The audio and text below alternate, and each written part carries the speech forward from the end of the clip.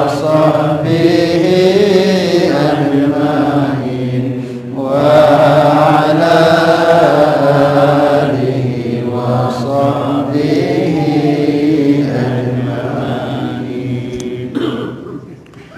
Alhamdulillah hadirin jamaah salat maghrib dan kajian akidah Super 20 yang sama-sama dirahmati dan dimuliakan Allah Subhanahu wa taala. Insyaallah sebelum kita mulai buka kajian kita sama-sama baca suratul Fatihah yang pahalanya kita hadiahkan kepada para guru-guru kita, para murabbi kita, khusus kita hadiahkan kepada musannif.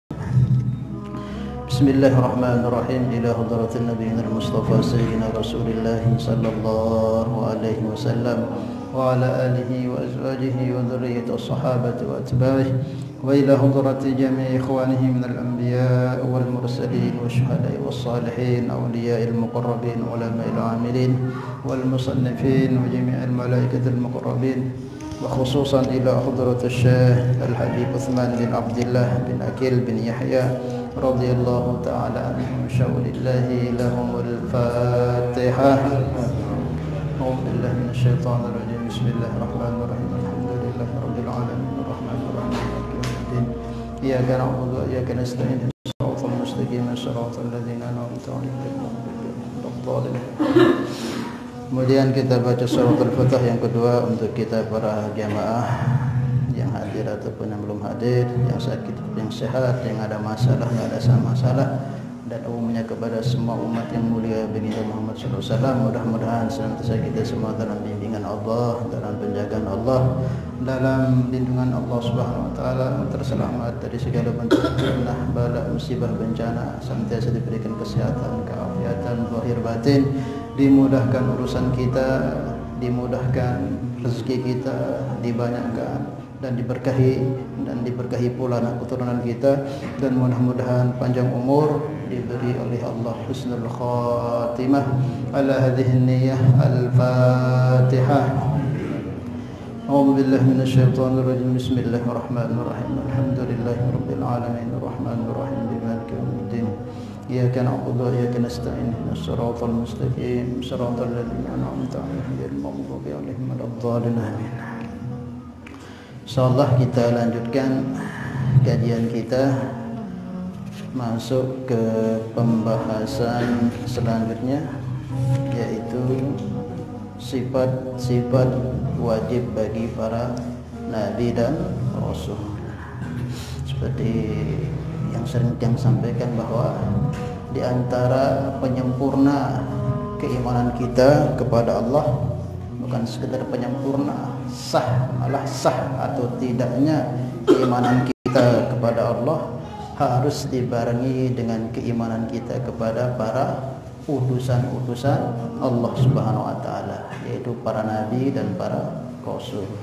Kita iman saja kepada Allah tapi enggak beriman kepada para utusan, atau ragu-ragu dengan para utusan, waalaikumsalam, maka iman kita ditolak oleh Allah. Sebaliknya, iman kita kepada Rasul, iman kita kepada para nabi, tidak iman kepada Allah, sama juga ditolak. Jadi kedua-duanya harus berbarengan. Kemudian iman kita kepada Rasul ini, di antara yang harus kita imani adalah ciri-ciri para nabi dan para rasul. Sudah kita bahas kemarin, ada 4 ciri-ciri utama para utusan Allah tersebut, entah itu para nabi ataupun para rasul. Siddiq, benar, kemarin sudah kita bahas. Kemudian amanah, yaitu dipercaya, sudah kita bahas, atau terjaga dari segala bentuk kesalahan. Dan tabligh, menyampaikan, juga sudah kemarin kita bahas. Sekarang kita masuk ke sifat yang keempat daripada sifat wajib yang dimiliki oleh para nabi dan para rasul, yaitu fadanah. Yang baca dulu. Bismillahirrahmanirrahim. Nawaina at-ta'allum wa ta'lim, tadhakkur wa tadhkir, nafa' wal intifa', ifada wa istifada, wa hatta 'ala tamassuki bi kitabillah wa sunnatan nabiyhi wa dilalata ila al-khair wa du'a ila al-huda ibtigha wa mardatih thawabihi wa qurbihi. Amin. Qala al-muallif rahimahullahu ta'ala alaihi wa nafa'ana Allah bihi wa bi ulumihi fid dunya wal akhirah. Batanah artinya sempurna pengertian. Kalau bahasa kita itu cerdas, sempurna pengertian ya, pakai bahasa Melayu. Maka mustahil baladah atau biladah, bodoh, artinya dungu, bodoh, jahil, tolol sama. Nah, di antara sifat yang harus kita yakini sebagai seorang mukallaf yang baru masuk atau yang sudah masuk Islam, yang sudah balik, yang umur 15 tahun kalau laki-laki, atau pernah mimpi keluar mani, ataupun perempuan yang sudah keluar haidnya atau minimal umur 9 tahun, itu wajib mengetahui dan mengimani sifat wajib bagi para nabi dan rasul. Makanya tadi saya sampaikan bahwa mengkaji ilmu akidah niki hukumnya fardu ain. Fardu ainnya apa? Setiap diri kita harus tahu. Beda dengan fardu kifayah. Kalau fardu kifayah itu cukup 1-2 orang yang paham mengerti di kampung tersebut, maka kewajiban bagi yang lain buku ahli fikih misalnya, ahli tafsir atau hufazul Quran. Itu cukup 1-2 orang di kampung kita yang kita bisa tanya kepada dia tentang ahkam hukum agama. Kalau ada masalah-masalah seputar ibadah, muamalah dan sebagainya, bisa kita tanyakan ke dia, alim. Ya, cukup 1-2 itu telah mengungguri kewajiban yang lainnya.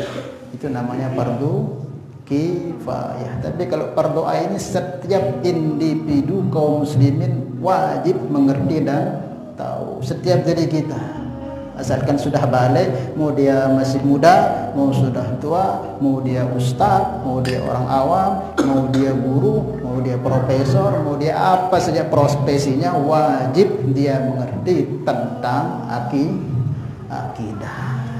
Dan urusan akidah niki ndak bisa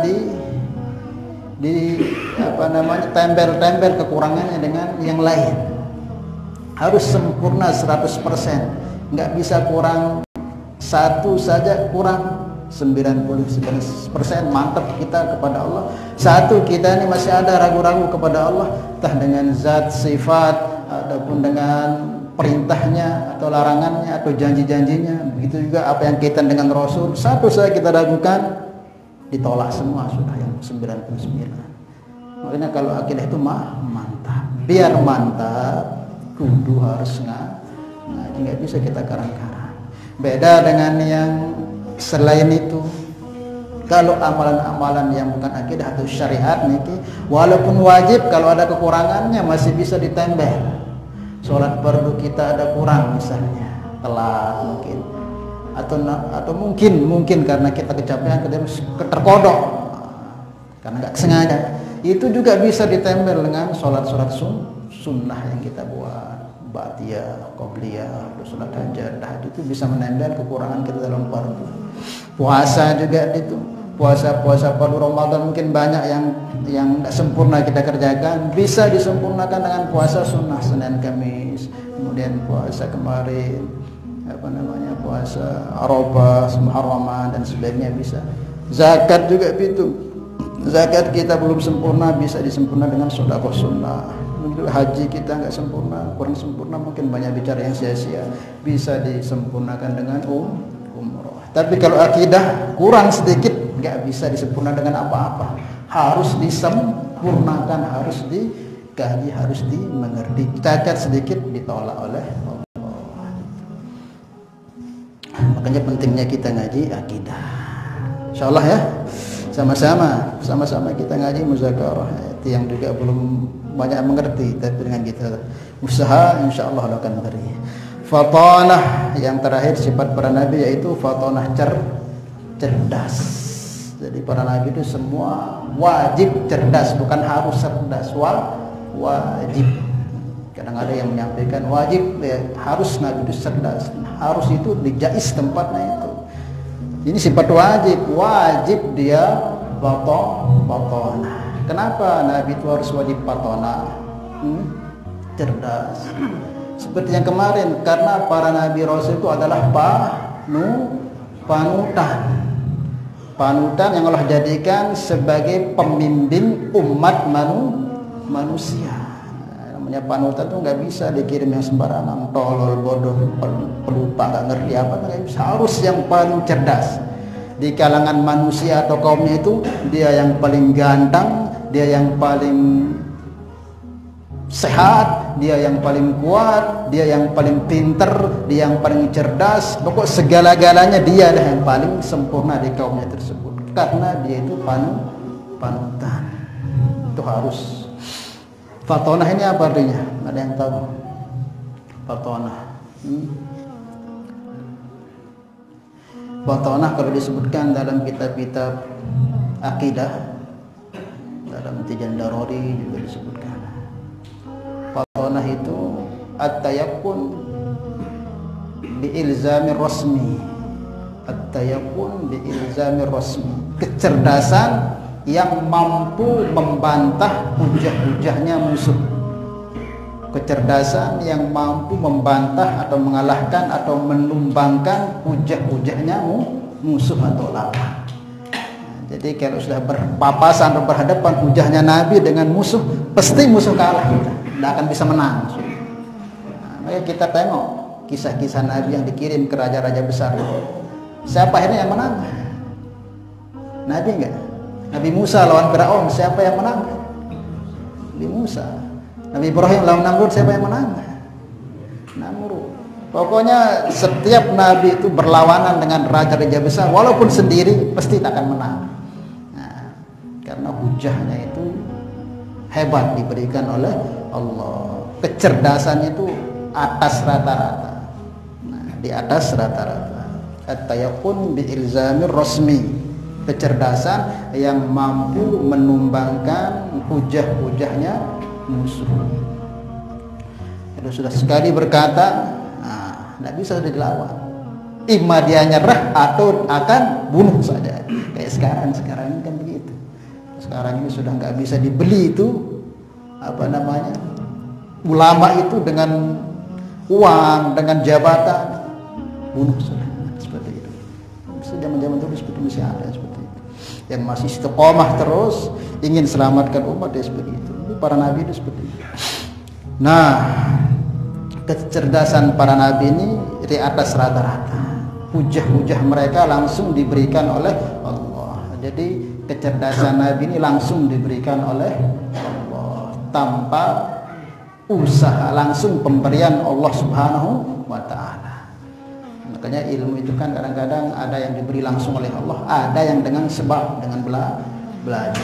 Rata-rata kita ini rata-rata kita bisa ngerti, paham, rata-rata karena sebab belajar ataupun ngaji. Nah, para nabi rasul langsung diberikan oleh Allah kecerdasannya. Dalilnya dalam Al-Quran, saking cerdasnya Nabi kita Muhammad terutama.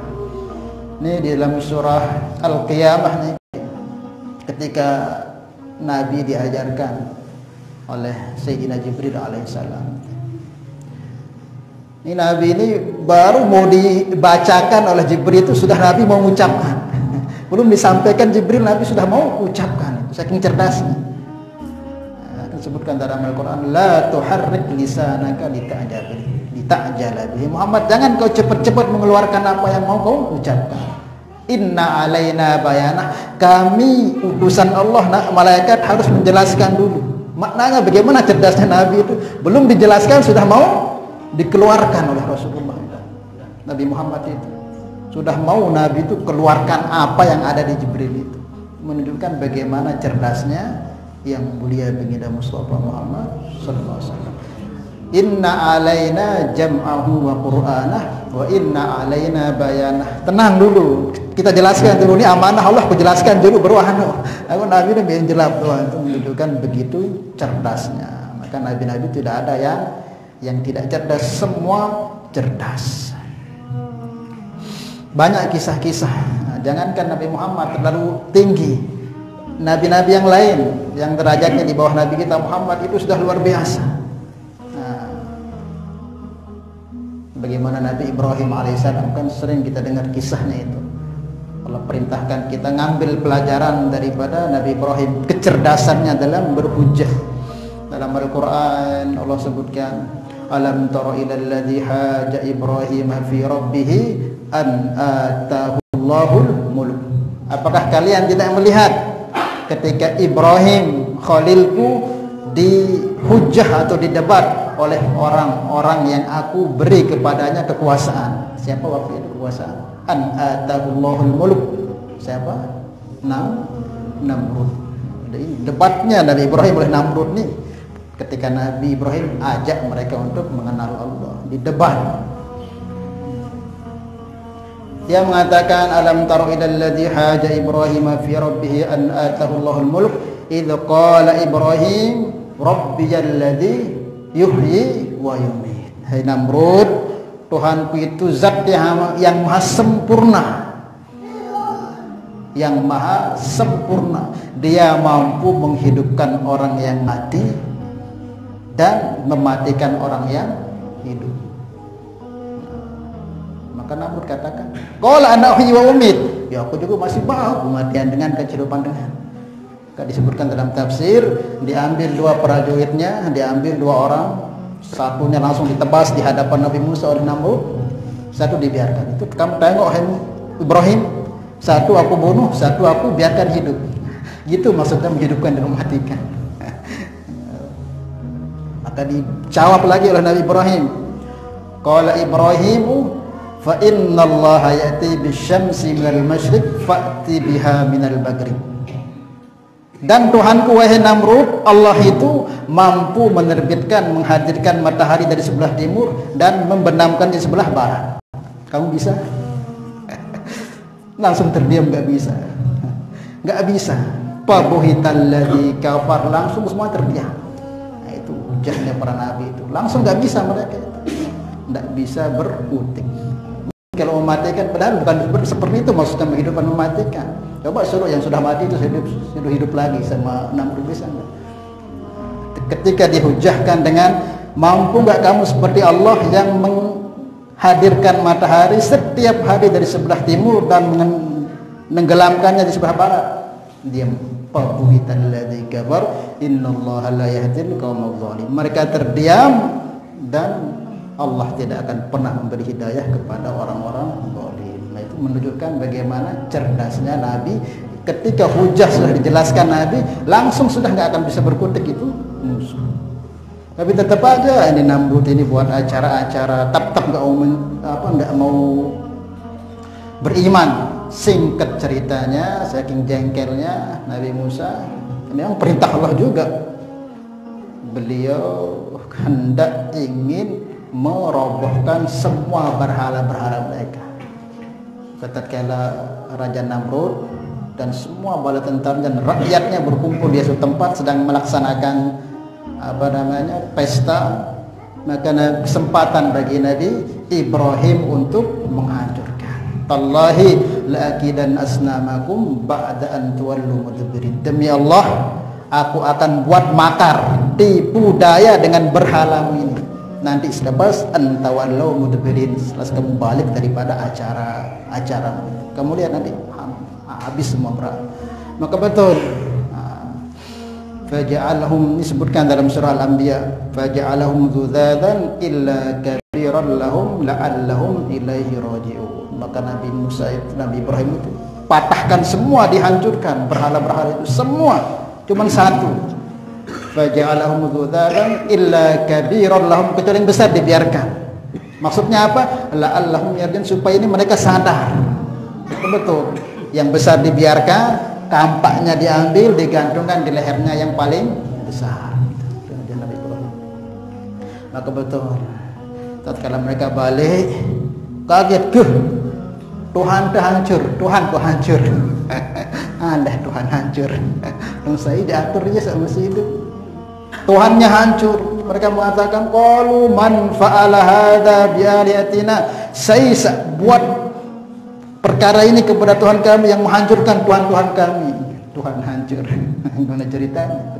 Tuhan hancur. Siapa yang berbuat yang menghancurkan kami punya berhala ini?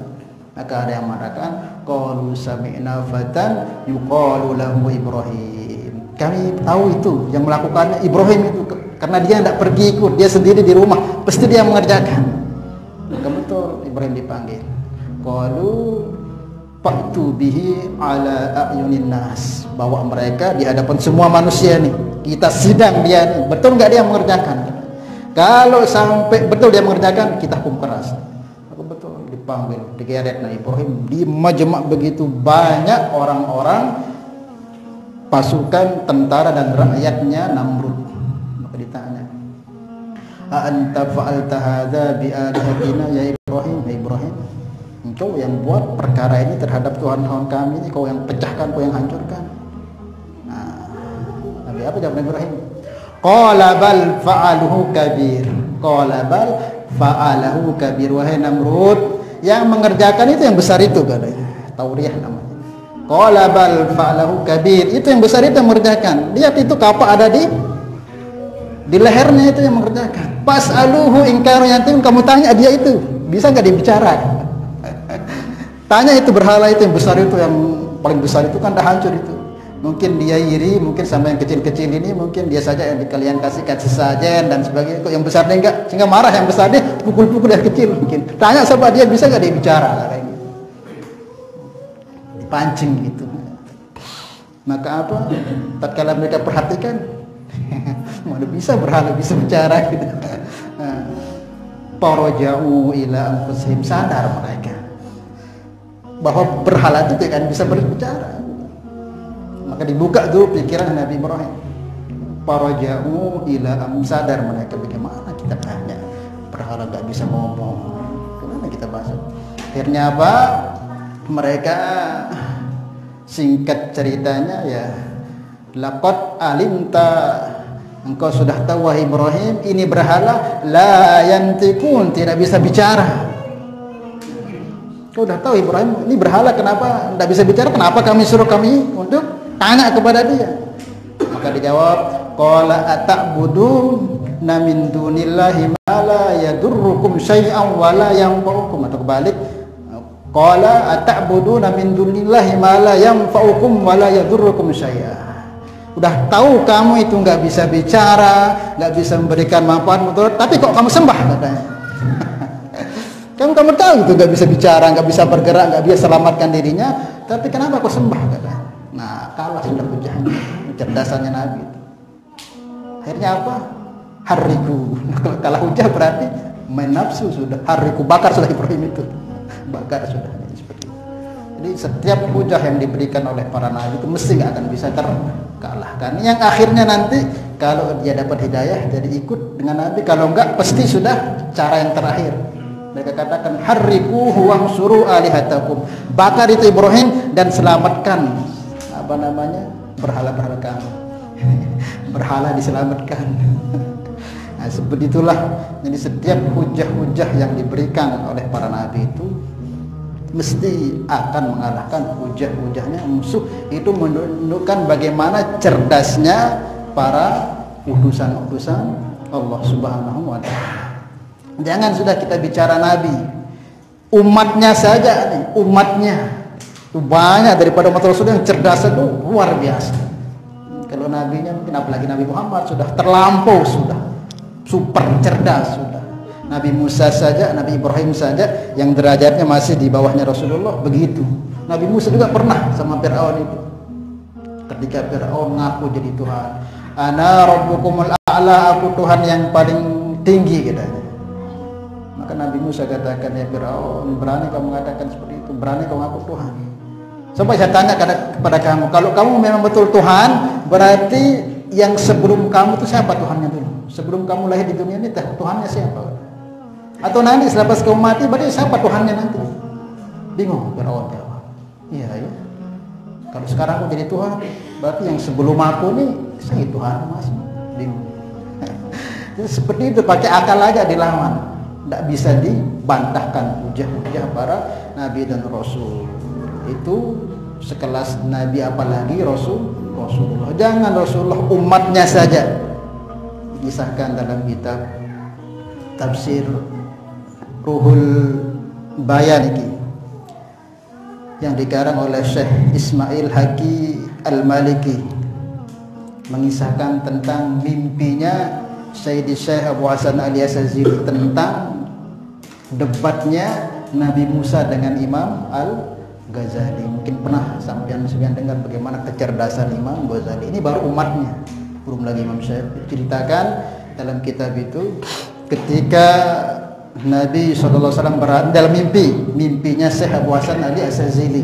Ini termasuk penggemar pengepen beratnya Imam Ghazali, Syekh Abu Hasan ini, yang ngarang kitab, yang ngarang Hizbul Bahar, Hizbul Nasr itu beliau pengepen berat kepada Imam Al-Ghazali. Pernah beliau mimpi malam-malam, mimpi Rasulullah berada di Masjidil Aqsa. Ini mimpi aulia ini, pimpinan pertama Thariqah Syaziliyah Syekh Abu Hasan Ali Asyazili, guru daripada Imam Abu Abbas Al-Mursi.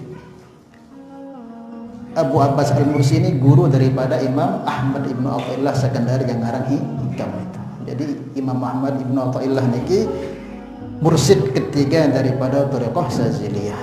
Beliau mimpi, dalam mimpinya itu para nabi berdatangan kepada Rasulullah yang berada di Baitul Muqaddas Palestina itu. Mau sowan, mau minta syafaat kepada orang-orang yang telah memfitnah Al-Hallaj. Al-Hallaj tahu kan ceritanya? Wali yang dicincang-cincang itu karena ajaran tauhidnya sesat gitu. Padahal enggak, karena orang tuh enggak sampai pemahaman seperti itu, atau mungkin dia tuh ahli anti tasawuf sehingga menganggap Hallaj itu sesat. Sehingga Hallaj itu apa? Dicincang, dipotong-potong dia punya bumbu rata, kayak kita potong daging dibuang langsung. Jadi para nabi ini sowan kepada Rasulullah untuk memintakan syafaat pengampunan buat orang-orang yang telah berbuat zalim kepada Hallaj. Ini bimbingan Syekh Abu Hasan Al-Asyazili. Maka tatkala beliau melihat ternyata di sana para nabi, Nabi Musa, Nabi Ibrahim duduk di bawah, Rasulullah duduk di atas.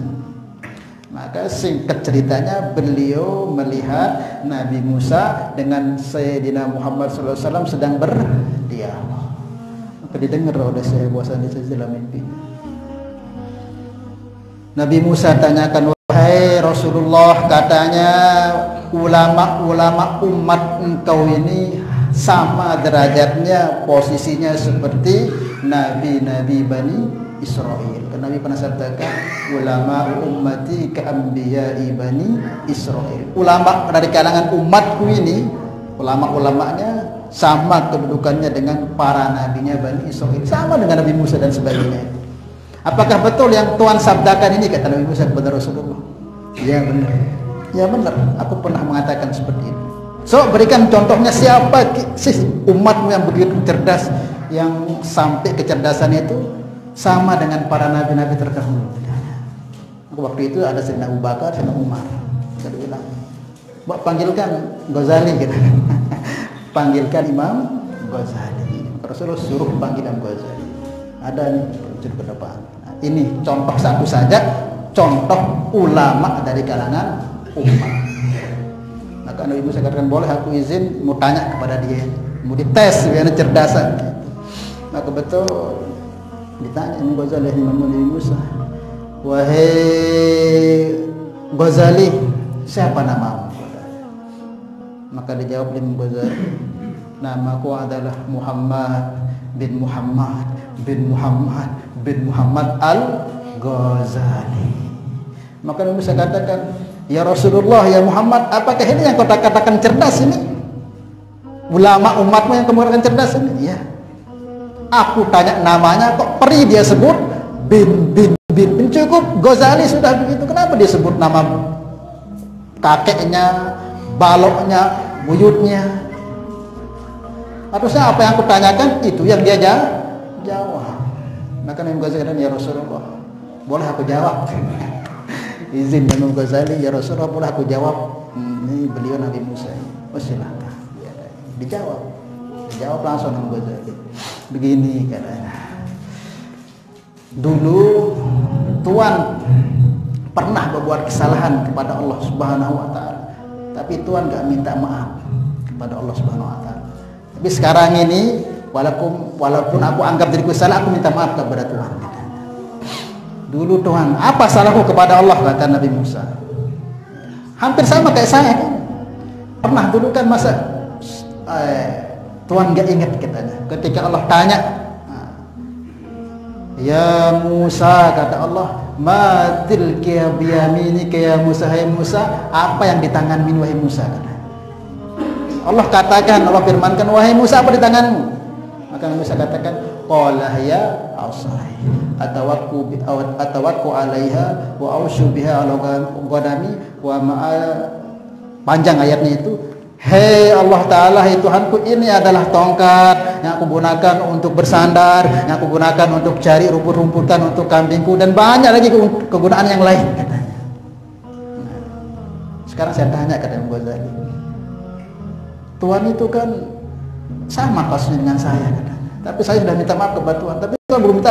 Salah saya apa? Kan Tuhan, Allah tanya kepada Tuhan itu apa? Hei Musa, apa di tanganmu? Cukup sebenarnya Tuhan katakan tongkat. Tapi kenapa Tuhan tongkat? Aku gunakan bersandar, gunakan untuk ngambil dan sebagainya, macam-macam. Itu kan kalau seumpama sesuai dengan apa yang kau tanyakan kepada aku, cukup juga kau katakan ini tongkat, cukup. Gak perlu kau jelaskan yang lain. Oh itu, kata Nabi Musa, aku itu kenapa aku jawab banyak-banyak? Karena supaya aku ini senang, supaya aku dapat barokah langsung dari Allah, bisa bercakap lama-lama dengan Allah. Nah begitu juga aku, kata Nabi Imam Ghazali, begitu juga aku. Kau ini kalimullah, kekasih Allah, aku jawab seperti itu panjang supaya aku dapat barokah darimu, katanya. Ini kecerdasan umatnya masih seperti itu, apalagi Nabi. Paham gak ceritanya ini? Nah, seperti itu baru umat kan begitu cerdas. Imam Ghazali itu, belum lagi Imam Syafi'i, belum yang lain, menunjukkan bahwa para nabi dan para rasul itu begitu cerdasnya. Kecerdasan mereka di atas rata-rata yang mampu menumbangkan hujah-hujah daripada musuh. Dan banyak lagi kisah, belum lagi Imam Abu Hanifah yang debat dengan ateis, luar biasa itu cerita kecerdasannya. Yes. Kemudian fatonah, mustahil baladah. Maka mustahil baladah ini apa? Tolol, bodoh lah isinya. Mustahil Nabi itu bodoh, para utusan Allah itu bodoh. Karena kalau seumpama para Nabi itu bodoh, tentu mereka tidak akan bisa berhujah. Yang bisa berhujah mesti orang cerdas. Disebutkan dalam kitab-kitab akidah, lawin tafatat al-fatanatu minhum, jika fatani tidak ada dalam diri Nabi atau hilang dalam diri Nabi, la yaqdiru ala iqamatil hujjah alal khasmi, tentu para nabi tidak akan mampu menegakkan hujah melawan para musuh-musuhnya. Tidak akan mampu kalau para nabi itu bodoh, tidak akan mampu melawan. Maka mustahil. Kita tengok dalam Al-Quran, setiap yang menghalang-halangi dakwah Nabi pasti kalah, pasti dihancurkan. Menunjukkan para nabi itu wajib patonah, wajib cerdas. Jadi seperti itu, nggak ada cerita. Jangankan nabinya, seperti yang Tian ceritakan tadi itu, umatnya Nabi itu kan begitu cerdasnya, apalagi nabinya. Wallahu a'lam bishawab. Maka mustahil para utusan tersebut bodoh. Tentu kalau bodoh ya tidak layak dijadikan sebagai utusan. Wallahu a'lam bishawab. Jadi seperti itu diantara makna daripada waktu. Artinya cerdas. Tidak boleh terjadi pada diri utusan-utusan Allah itu kecacatan. Sampai kapan cerdasnya? Mulai lahir sampai meninggal itu sudah faqih. Akan terjadi mungkin karena sakit atau apa, kecerdasannya hilang, enggak. Beda dengan kita cerdas karena dilatih, kemudian nanti ketika hendak tua sudah mulai hilang. Apalagi orang kecelakaan hilang. Nah itu enggak, tetap sampai mati dia akan cerdas. Paham maksudnya? Wallahu a'lam bishawab. Kena ditanyakan? Paham ini ya? Adapun ada dalam ayat Al-Quran mengatakan ada salawat ummi itu kan, nabiyil ummi. Ummi itu apa artinya? Tidak bisa baca tulis. Tapi Nabi sendiri katakan dirinya ummi. Apakah enggak bertentangan dengan yang kita bahas ini? Ini kan Nabi itu cerdas, enggak bertentangan. Itu bisa, kata ulama, itu menunjukkan ketawaduannya Nabi, ketawaduannya Rasulullah sallallahu alaihi wasallam. Atau mungkin bisa juga para ulama menyebutkan bahwa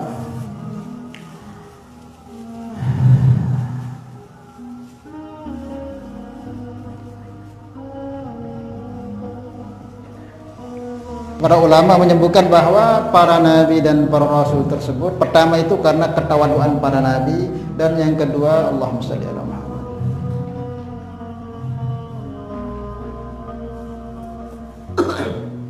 Ada 3, 2 ini lupa kita.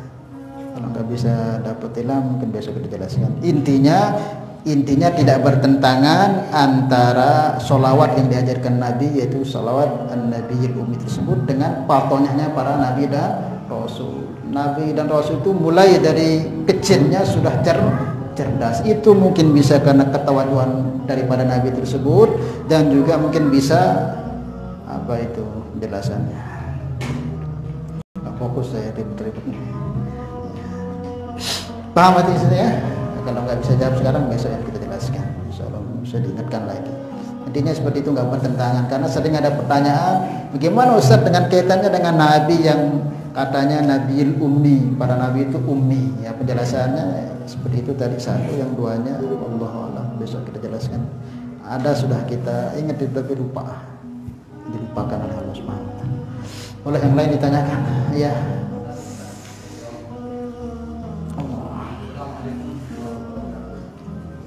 Jadi kaitannya tentang akidah yang sifatnya fardhu ain. Ya. Bila ada seseorang yang tidak pernah belajar di dalam akidah, Iya. sehingga mati di dalam, apakah dia akan mati di dalam kefasikan atau di dalam kekafiran? Enggak. Kalau dia betul-betul mengimani Allah dan tidak mensekutukan Allah, lagu undik wah ngaji akidah, tetap akidahnya sahih, maka dia posisinya itu taklid sahih. Selagi tidak dia buat kesyirikan atau menyamakan Allah dengan makhluk. Tapi kalau dia nggak pernah ngaji akidah, lalu ia tahu wah Allah ini pencipta alam semesta yang tidak ada pencipta selain Allah Subhanahu wa taala. Lalu dia wah ngaji dalil-dalil burhan, bukti-bukti tentang ketuhanan Allah, ini dikatakan orang ini taklid sahih, sah keimanannya, mati insyaallah masuk surga, tapi dia berdosa. Sudah dulu kita bahas, awal-awal kita bahas 3 macam tingkatan. Ada ma'rifat sempurna, ada taklid sahih, ada jahil murakkab, ada taklid batil. Yang 2 ini selamat, yang 3 ini tidak. Yang 2 ini selamat, yang 1, 2 selamat, yang 3, 4 tidak selamat. Dulu awal-awal sudah kita bahas.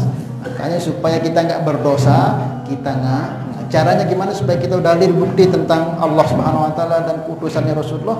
Tentu kita ngaji ilmu-ilmu akidah, khususnya kita Ahlussunnah wal Jamaah mengkaji ilmu akidah sifat 20.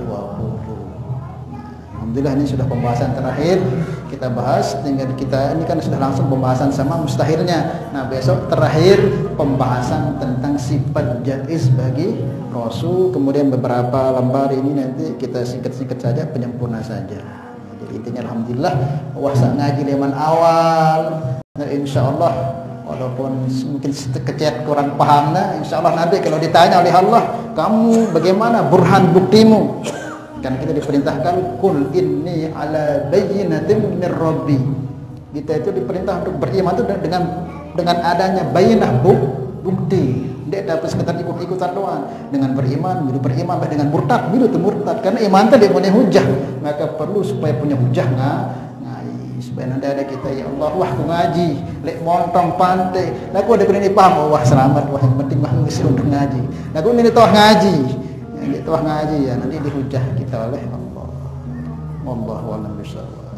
Jadi selamat itu akidahnya muqallid, orang taklid sahih itu selamat insyaallah masuk surga, cuman dia berdosa. Ini sepakat kata para ulama usuluddin, ulama akidah. Jangan sampai kita tidak ngaji insyaallah ya. Supaya kita betul-betul meri terdekat Allah Ta'ala, dan tidak ada syaratnya sebelum kita betul-betul kenal Allah Ta'ala. Semakin kita kenal, semakin sayang kita. Kita semakin kenal, semakin rindu kita dengan Allah. Wallahu a'lam bishawab. Ada lagi?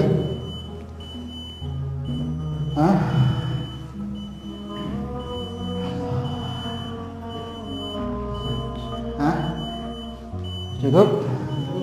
Ya, insyaallah ya, mudah-mudahan Allah beri kepahaman kepada kita. Insyaallah kurang lebihnya minggu depan sekalian kita jelaskan sifat jaiznya. Yang kurang-kurang tadi itu kita sempurnakan, mudah-mudahan diberi umur oleh Allah Subhanahu wa taala, tetap kesehatan oleh Allah dan senantiasa diberi kemudahan untuk paham mengkaji ilmu-ilmu kita dengan keimanan kita kepada Allah dan Rasul. Al-Fatihah. Syaitanir rajim. Bismillahirrahmanirrahim. Alhamdulillahirabbil alamin. Iyyaka na'budu wa iyyaka nasta'in. Shiratal ladzina an'amta 'alaihim. Salatullah salamullah ala